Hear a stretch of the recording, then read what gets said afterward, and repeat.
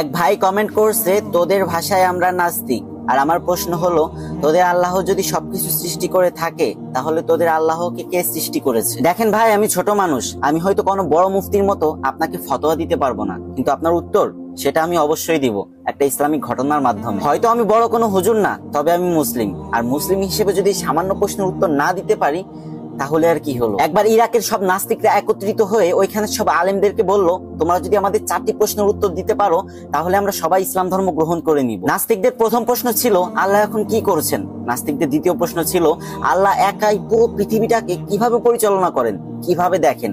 একা কি পৃথিবীকে পরিচালনা করা সম্ভব? নাস্তিকদের তৃতীয় প্রশ্ন ছিল, তোমাদের নবী মুহাম্মদ আকাশের কোন দরজা দিয়ে আল্লাহর সাথে সাক্ষাৎ করতে গিয়েছিলেন? নাস্তিকদের চতুর্থ প্রশ্ন ছিল, আল্লাহর আগে কে? আল্লাহ যদি সবকিছু সৃষ্টি করে থাকে, তাহলে আল্লাহকে কে সৃষ্টি করেছে?